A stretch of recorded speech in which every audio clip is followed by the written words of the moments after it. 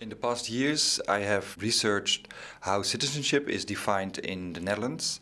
And this project was called the culturalization of citizenship, because citizenship is indeed more and more defined in cultural terms, in terms of shared norms and values. And it is extremely pushed by the majority of Dutch politicians, who embrace a notion of Dutchness in terms of being progressive, being modern, perhaps also being not very religious.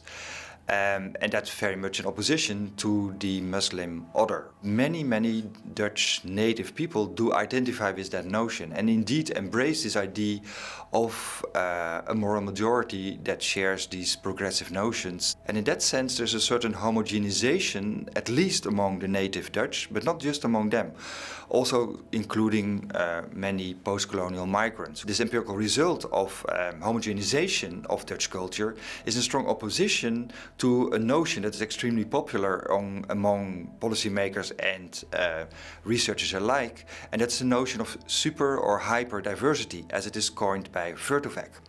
And he claims that cities become just super diverse, whereas what we can show, in fact, is that in practice, in behavior, in beliefs, more and more people share common notions. So it's an empirical question to what extent our cities and our nation has become more diverse, super diverse.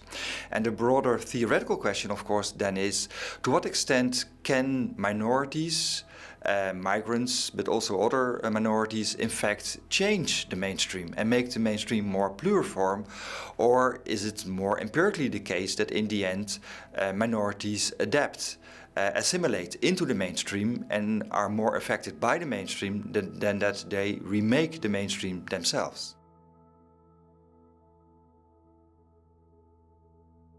So the question is, to what extent and in what ways do migrants or minorities at large change the mainstream? And there is this very famous book by Richard Alba and Victor Nee called The Remaking of the Mainstream in the US.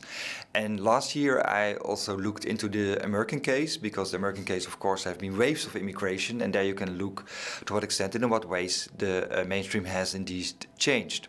Well, it didn't change so much. So interestingly enough, the American case also shows that in fact the mainstream remained quite the same, or more precisely that the pivotal, the dominant cleavage in American society, the racial cleavage, in fact, was reproduced by the immigrants.